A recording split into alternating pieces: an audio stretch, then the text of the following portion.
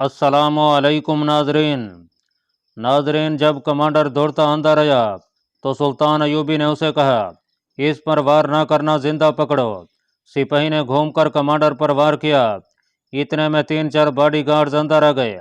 सिपाही के कहर का ये आलम था कि उसने तलवार के वार पे वार करके किसी को करीब न आने दिया। वो चूंकि सुल्तान अयूबी को कत्ल करना चाहता था, इसलिए वो उसकी तरफ लपकता और ललकारता था, तुम मेरे दादा के कातिल हो, मेरे बाप के कातिल हो, मेरे तख्तो ताज के गासिब हो। आखिर उसको पकड़ लिया गया, उससे तलवार छीन ली गई। जिंदाबाद मेरे मुहाफिज। सुल्तान अयूबी ने गुस्से का इजहार करने की बजाय उसे खराज तहसीन पेश किया और कहा कि सल्तनत इस्लामिया को तुम जैसे तेग जनों की ज़रूरत है। बॉडीगार्ड, कमांडर और दूसरे सिपाही हैरान थे कि यह क्या किस्सा है। सुल्तान अयूबी ने कमांडर से कहा, तबीब को और हसन बिन अब्दुल्ला को फौरन बुलाओ। सिपाही को 4 बॉडीगार्ड ने जकड़ रखा था और वह चिल्ला रहा था, यह मेरी मोहब्बत का कातिल है, यह मेरी किस्मत का कातिल है। एक बॉडीगार्ड ने उसके मुंह पर हाथ रखा, लेकिन सुल्तान अयूबी ने कहा, इसे बोलने दो, हाथ हटा लो। उसने सिपाही से कहा, बोलो मेरे दोस्त, बताओ तुम मुझे क्यों कत्ल करने लगे थे, इसे आज़ाद कर दो। सिपाही ने चिल्लाकर कहा, तुमने उसे पिंजरे में बंद कर रखा है। हजरत ने मुझे कहा था कि मैं तुम्हें कत्ल नहीं कर सकूंगा। आओ मेरा मुकाबला करो। बुज़दिलों की तरह अपने आदमियों को अपनी जान बचाने के लिए तुमने बुला लिया है। तलवार निकालो, मेरी तलवार मुझे दो, मैदान में आओ। सुल्तान अयूबी उसे बड़े गौर से देखता रहा। बॉडीगार्ड सुल्तान अयूबी के इस हुक्म का इंतजार कर रहे थे कि इस सिपाही को कैद खाने में डाल दिया जाए। उसका जुर्म मामूली नहीं था, उसने कातलाना हमला किया था। अगर सुल्तान अयूबी बेखबरी में बैठा होता या वो इस मुहाफिज को अंदर आते देख ना लेता तो उसका कत्ल हो जाना यकीनी था। मगर सुल्तान अयूबी ने उसे कैद में डालने का हुक्म ना दिया। मुहाफिज ही जियानी कैफियत में बोल रहा था। इतने में तबीब आ गया और उससे जरा बाद हसन बिन अब्दुल्ला आ गया। अंदर का मंजर वो देखकर घबरा गया। इसे ले जाएं। सुल्तान अयूबी ने तबीब से कहा, यह गलबन अचानक पागल हो गया है, ये आज ही 4 रोज छुट्टी काट कर आया है। बॉडीगार्ड कमांडर ने कहा, जब से आया है खामोश है। उसे घसीट कर बाहर ले गए। तबीब भी साथ चला गया। सुल्तान अयूबी ने हसन बिन अब्दुल्ला को बताया कि उस सिपाही ने उस पर कातलाना हमला किया है। हसन बिन अब्दुल्ला ने इस शक का इजहार किया कि यह फिदई होगा। सुल्तान अयूबी ने कहा कि यह सिपाही किसी वजह से दिमागी तवाज़ुन खो बैठा है। हसन बिन अब्दुल्ला को सुल्तान अयूबी ने कहा कि उसके मुतालिक अच्छी तरह छानबीन की जाए। बहुत देर बाद तबीब सुल्तान अयूबी के पास आया और इंकशाफ किया कि उस सिपाही को कई रोज मुसलसल नशे की हालत में रखा गया है और उस पर अमल तनवीम किया गया है। तबीब ने उसकी सांस सूंघ कर मालूम कर लिया था कि उसे नशावर चीज़ें खिलाई या पिलाई गई हैं।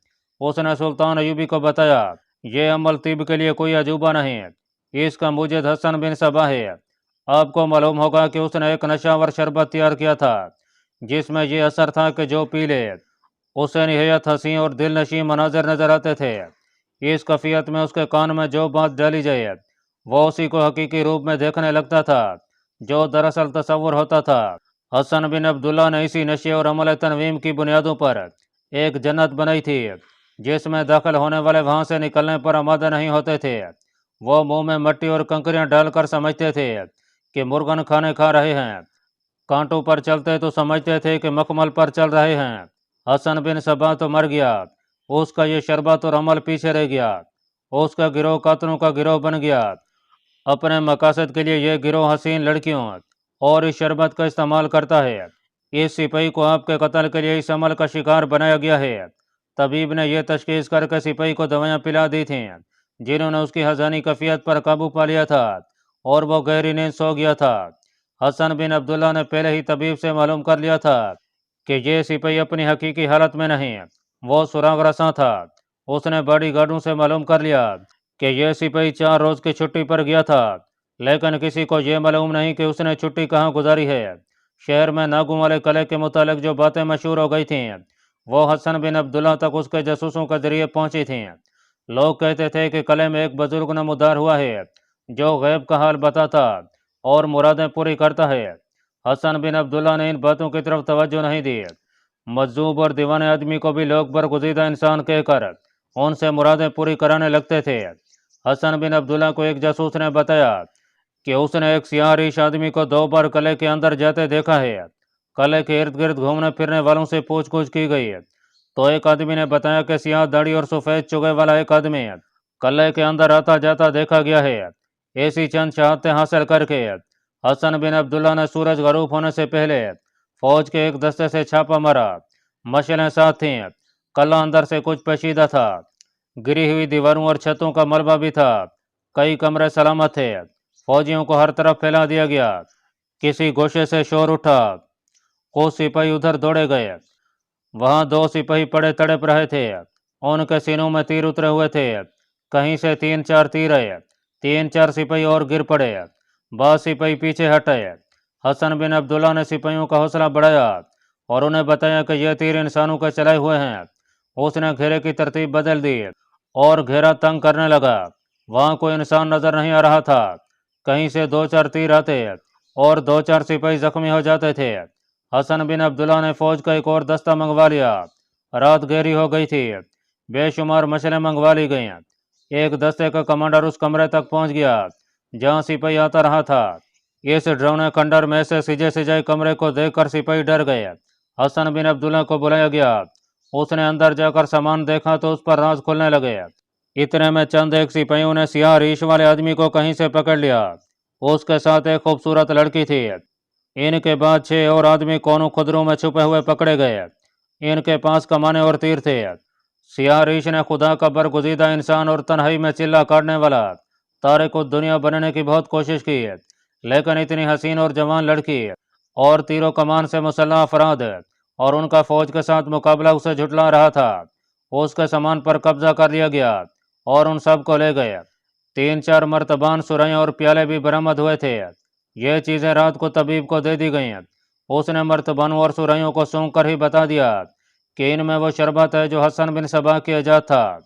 इन तमाम आदमी और लड़कियों को कैद खाने में ले गए। सुबह तलू हो रही थी जब लड़की ने अजीतों के पहले मरले में ही बता दिया कि ये गिरोह फिदाइयों का है और ये लोग नया हलफ लेकर आए थे कि सुल्तान अयूबी को कत्ल करके लौटेंगे वरना मर जाएंगे। लड़की ने बताया कि उस मुहाफिज सिपाही को सियाह रीश ने फांसा था और उसे नशा पिलाकर उस पर अमल तनवीम किया जाता था। सिपाही के जहन में उस नशे और अमल के जरिए सुल्तान अयूबी के खिलाफ ऐसी नफरत पैदा की गई कि वह सुल्तान को कत्ल करने के लिए चल पड़ा। इन लोगों को तवक्को थी कि सुल्तान अयूबी इस सिपाही के हाथों कत्ल हो जाएगा, इसलिए वो इत्मीनान से किले में बैठे रहे। सियाह रीश जासूसी के लिए गया था, लेकिन उसे कुछ पता नहीं चल सका, ना उसे वो सिपाही कहीं नजर आया। शाम के वक्त अचानक फौज आ गई। सियाह रीश बड़ा सख्त जान निकला। उसने साफ कह दिया कि इस लड़की के साथ उसका कोई ताल्लुक नहीं। वो उस खंडर में एक वजीफे का चिल्ला करने आया था। उसके दूसरे साथियों ने भी इनकार किया, लेकिन अब्दुल्ला बिन हसन ने जब उन्हें तहखाने में ले जाकर अजियत रसानी के अमल में डाला तो उन्होंने बारी बारी अपने जुर्म का इतराफ़ कर लिया। सियाह रीश को जब उनके सामने खड़ा किया गया तो उसके लिए इनकार की कोई सूरत न रही। उसने जब अपने साथियों की हालत देखी तो उस पर लर्जा तारी हो गया। उसे कहा गया कि वह तमाम तरवाकियात पूरी तफसील से सुना दे तो उसे बाइज्जत तरीके से रखा जाएगा, वरना उसे मुसलसल अजीतों में डालकर मरने भी नहीं दिया जाएगा और जिंदा रहने के काबिल भी नहीं रहने दिया जाएगा। उसने तहखाने में अजियत रसानी का सामान और तरीके देखे तो वह सब कुछ बताने पर रजामंद हो गया। उसके बयान के मुताबिक वो फिदाई कातलों के गिरोह का आदमी था। फिदाइयों के सरगना शेख सन्नान का वो खसूसी तजर्बाकार कातल था, लेकिन वो अपने हाथों कत्ल नहीं करता था। उसका तरीकाकार इसी किस्म का था जो उसने इस वारदात में इस्तेमाल किया था। ये हसन बिन सबा की ईजाद थी। अगर इस फिरके के मुतालिक किताबें पढ़ी जाएं तो इनमें इस तरीके की तफसीलात वाज़ेह हो जाती हैं। तमाम मुसन्निफीन ने राय दी है कि हसन बिन अब्दुल्ला को खुदा ने गैर मामूली अक्ल अता की थी जो उसने शैतानी कामों में इस्तेमाल की। इस सिपाही को जिस तरह सुल्तान अयूबी के कत्ल के लिए इस्तेमाल किया गया वो इस फिरके का एक आम तरीका कत्ल था। इस सिपाही की मिसाल से इस अनोखे तरीके कत्ल की वजाहत हो जाती है। अगर इंसानी नफ्सियात का मुताला किया जाए तो किसी को यूं अपना आलाकार बनाना हैरान को नहीं लगता। उस सिपाही के लाशऊर पर कब्जा करके उस पर सुल्तान अयूबी के खिलाफ नफरत डाली गई, फिर उसे जज्बा इंतकाम में बदला गया। सियाह दाढ़ी वाले ने बताया कि चूंकि सुल्तान अयूबी पर पहले 4 कतलाना हमले नाकाम हो चुके थे, इसलिए इस शख्स को भेजा गया था कि वह अपना खसूसी तरीका इस्तेमाल करे سلطان ایوبی پر پہلے 4 حملے براہ راست کیے گئے تھے۔ یہ دیکھ لیا گیا تھا کہ سلطان ایوبی کو سیدھے طریقے سے قتل نہیں کیا جا سکتا۔ سیاہ ریش اپنے گروہ کے 6 تجربہ کار آدمیوں اور ایک لڑکی کو دمشق لے گیا۔ اس نے ناگوں والے ویران قلعے کو اپنا مسکن بنایا۔ اپنی حیثیت منوا کر وہ کسی ایک یا ایک سے زیادہ آدمیوں کو قبضے میں لے کر سلطان ایوبی کے قتل کے لیے استعمال کرنا چاہتا تھا، مگر خلاف توقع لوگ قلعہ میں نہ آئے، جس کی وجہ یہ تھی کہ قلعے کے متعلق بڑی ہی ڈراؤنی روایات مشہور تھیں۔ گروہ کا سرغنہ منجا ہوا قاتل تھا۔ اس کے دماغ میں یہ سکیم آئی کہ سلطان ایوبی کے دستے کے کسی سپاہی کو استعمال کیا جائے۔ اس استاد نے اس محافظ سپاہی کو دیکھ لیا اور کسی طرح یہ بھی معلوم کر لیا کہ وہ سلطان ایوبی کے دفتر کے محافظوں میں سے ہے، یعنی یہ آسانی سے سلطان ایوبی تک پہنچ سکتا تھا۔ سیاہ ریش نے اسے راستے میں روک لیا اور اس کے ساتھ ایسی باتیں کی جنہیں کوئی انسان خواہ وہ کتنی ہی مضبوط شخصیت کا ہو نظر انداز نہیں کر سکتا۔ ان باتوں کے لیے جو لب و لہجہ اختیار کیا گیا اور جو اداکاری کی گئی وہ انسانی فطرت پر طلسماتی اثر کرتی ہے۔ یہ سپاہی معمولی سے ذہن کا پسماندہ آدمی تھا، جال میں آ گیا اور رات کو قلعے میں پہنچ گیا۔ قلعے کے ایک کمرے میں جو اہتمام کیا گیا تھا وہ پتھروں کو موم کرنے کے لیے کافی تھا۔ دوسرے یہ لڑکی تھی جس کے حسن میں اور جسمانی ساخت میں جادو تھا۔ تیسری اور اصل چیز وہ شربت تھا جو وہ لوگ اپنے شکار کو پلاتے تھے۔ شیشے کا گولا فریب نظر پیدا کرنے کے لیے تھا۔ وہ سپاہی کے ذہن میں یہ ڈالا گیا کہ وہ شاہی خاندان کا فرد ہے اور اس کا خاندان تخت سلیمان کا وارث ہے۔ تخت سلیمان کا وجود تھا یا نہیں، دلچسپ کہانیوں میں اس کا بہت ذکر آتا ہے۔ یہ سپاہی جب اس کمرے میں داخل ہوا تو کمرے کی زیبائش اور قیمتی سامان نے اسے متاثر کیا۔ لڑکی نے اسے جو شربت پلایا اس میں نشہ تھا۔ اس نشے کا اثر یہ تھا کہ انسان حقیقی دنیا سے لا تعلق ہو کر حسین تصورات کی دنیا میں چلا جاتا ہے اور اس کے ذہن میں اپنے مطلب کے تصورات ڈالے جاتے تھے۔ اس کے ہاتھ میں شیشے کا جو گولا دیا جاتا تھا اس میں سے قندیل کی لو کے کئی رنگ نظر آتے تھے، جو کوئی عجوبہ نہیں تھا۔ شیشے کی ساخت ایسی تھی کہ اس میں سے گزرتی روشنی اپنے 7 رنگوں میں نظر آتی تھی۔ ان رنگوں کا ذہن پر اثر ہوتا تھا۔ سیاہ ریش سریلی اور پراسرار آواز میں بولنے لگتا تھا۔ اس کے الفاظ سپاہی کے کان میں پڑتے اور اس کے ذہن میں مطلوبہ تصور آراستہ کرتے تھے۔ سیاہ ریش بھانپ لیتا تھا کہ سپاہی اپنے آپ میں نہیں رہا۔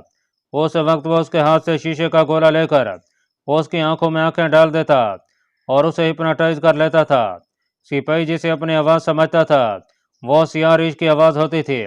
پھر وہ اسے مرلے میں داخل ہو جاتا تھا جہاں وہ اپنے تصور کو حقیقی سمجھ کر اس کا حصہ بن جاتا تھا۔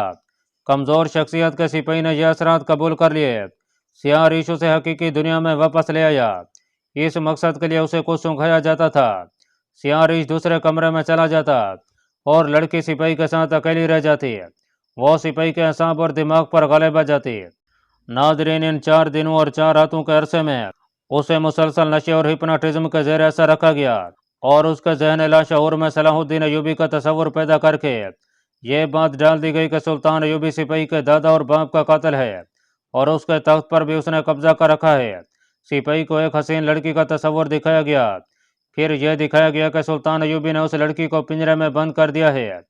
4 روز بعد اسے اسی حالت میں قلعے سے نکال دیا گیا۔ وہ اپنی ڈیوٹی پر حاضر ہو گیا۔ اسے جو ہی موقع ملا اس نے سلطان ایوبی پر حملہ کر دیا۔ سپاہی بے ہوش پڑا تھا۔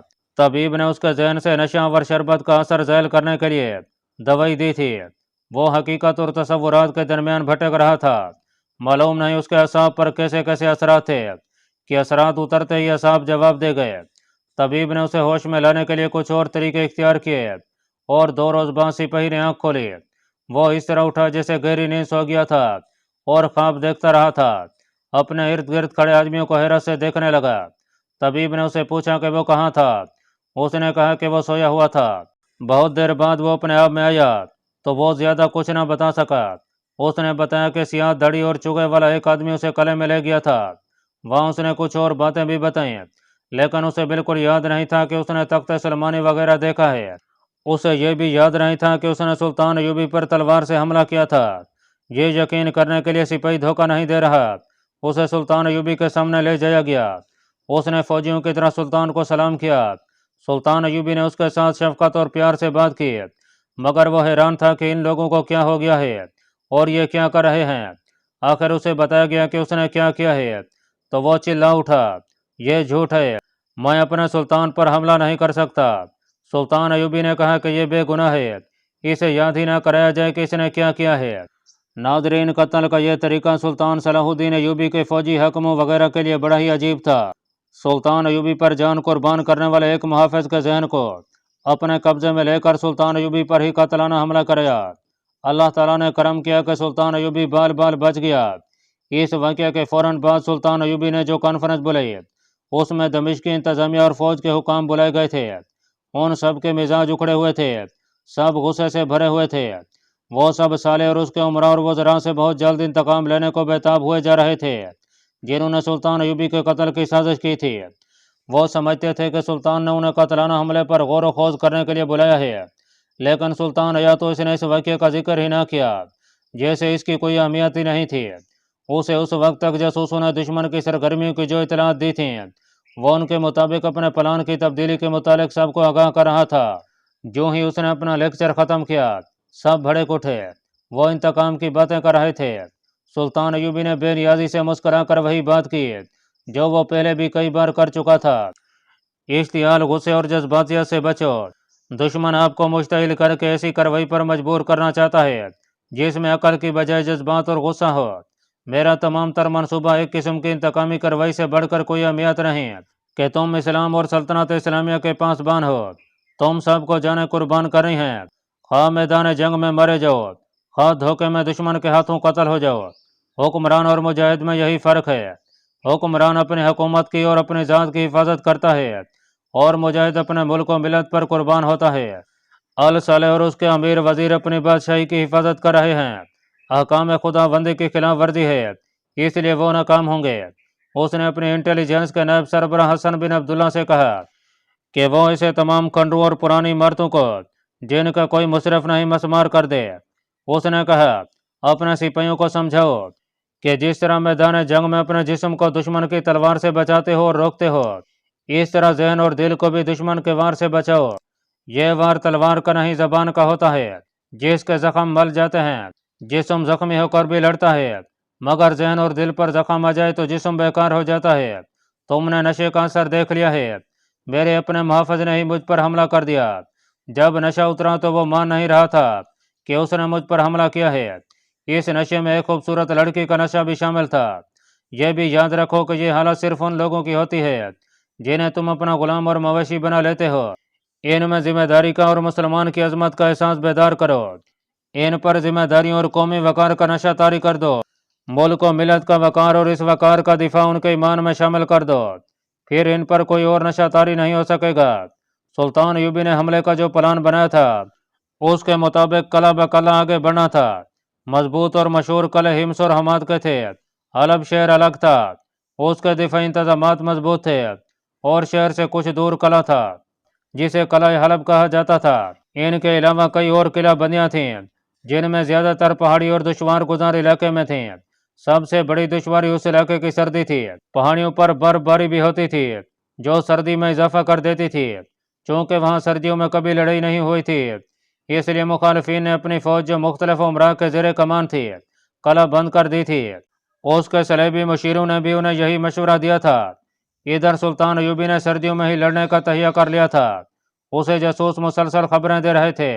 ان خبروں میں ایک اطلاع یہ بھی تھی کہ حلب کی مسجدوں میں امام اور خطیب لوگوں کو اس موضوع پر وعظ اور خطبے دے رہے ہیں کہ صلاح الدین ایوبی وہ گناہ گار انسان ہے جس نے بادشاہی کے لالچ اور نشے میں اور جنگی طاقت کے گھمنڈ میں خلیفہ کا نام خطبے سے نکال دیا ہے۔ سلطان ایوبی کو یاش اور بدکار کہا جا رہا تھا، اور یہ بھی کہ خطبے میں خلیفہ کا نام نہ لیا جائے تو خطبہ مکمل نہیں ہوتا، اور نامکمل خطبہ گناہ ہے۔ سراؤں، مسافروں اور بازاروں میں بھی یہی الفاظ سنے اور سنائے جا رہے تھے کہ صلاح الدین ایوبی عیاش اور بدکار ہے اور نام کا مسلمان ہے۔ اس کے ساتھ ہی جاسوسوں کی اطلاعوں کے مطابق لوگوں میں صلاح الدین ایوبی کے خلاف جنگی جنون پیدا کیا جا رہا تھا۔ الصالح کی فوج تھوڑی تھی، آدھی فوج سپہ سالار توفیق جواد کے زیر کمان سلطان ایوبی کے ساتھ مل گئی تھی، لہذا الصالح کے مفاد پرست مسلمان امراء اور حکمران شہریوں کو لڑانے کے لیے تیار کر رہے تھے۔ ان منصوبوں میں صلیبیوں نے اس طرح جان ڈال دی کہ جن علاقوں پر ان کا قبضہ تھا وہاں کے صلیبی باشندوں کی خاصی تعداد کو حلب، موصل اور دیگر قصبوں اور دیہات میں ان ہدایات کے ساتھ آباد کر دیا تھا کہ وہ وہاں کے مسلمان کو صلاح الدین ایوبی کے خلاف بھڑکاتے اور اکساتے رہیں۔ جاسوسوں نے بتایا تھا کہ حلب میں شہریوں نے جنگی تربیت کا انتظام کر لیا ہے، ہر کوئی ہتھیاروں کی زبان میں بات کر رہا ہے۔ جنگی جنون کے ساتھ لوگوں پر اضطراری اور ہیجانی کیفیت بھی طاری ہوئی جا رہی تھی۔ البتہ پرانی عمر کے مسلمان بہت ہی پریشان تھے اور کہتے تھے کہ یہ قیامت کی نشانی ہے کہ مسلمان سے ٹکرائے گا، مگر ان کی آواز سلطان صلاح الدین ایوبی کے خلاف نعروں اور بہتان تراشی کے شور و غوغا میں دبتی جا رہی تھی۔ یہ آواز صلیبیوں کے عزم کے خلاف تھی، اس لیے انہوں نے اسے دبانے کا خاص اہتمام کیا تھا۔ یہ سارا منصوبہ دراصل تھا ہی صلیبیوں کا۔ کئی ایک مسجدوں سے پرانے اماموں اور خطیبوں کو نکال دیا گیا تھا کیونکہ وہ ممبر پر کھڑے ہو کر مسلمان کو مسلمان کے خلاف بھڑکانے کا گناہ نہیں کرنا چاہتے تھے۔ ناظرین، جیسا کہ پہلے بتایا جا چکا ہے کہ الصلح نے تریپولی کے صلیبی کمانڈر ریمانڈ کو زر و جواہرات اور بے انداز خزانہ اس کام کی اجرت کے لیے بھیج دیا تھا کہ صلاح الدین ایوبی کے ساتھ جنگ کی صورت میں وہ اسے جنگی مدد دے گا۔ ریمانڈ نے یہ اجرت وصول کر کے اپنے چند ایک فوجی کمانڈر مشیروں کی حیثیت سے حلب بھیج دیے تھے۔ ان میں انٹیلیجنس کا ایک ماہر بھی تھا جو تخریب کاری میں بھی مہارت رکھتا تھا۔ ان مشیروں نے آتے ہی حلب میں مسلمان فوجیوں کی مشترکہ ہائی کمانڈ بنا دی تھی۔ فوجیں مختلف کلوں میں تھیں۔ ان فوجوں کے کمانڈروں میں سیف الدین ولی موصل، ایک کلادار گمشتگین جسے گورنر کا درجہ حاصل تھا، سلطان ملک الصالح اور عزیز الدین قابل ذکر ہیں۔ ریمانڈ نے انہیں یقین دلایا تھا کہ جنگ کی صورت میں وہ مصر سے سلطان صلاح الدین ایوبی کی کمک اور رسد کو روکے رکھے گا اور وہ جہاں کہیں محاصرہ کرے گا صلیبی فوج بحر سے حملہ کر کے محاصرہ توڑ دے گی۔ اللہ پاک کمی بیشی معاف فرمائے۔ اللہ آپ کا حامی و ناصر ہو، آمین۔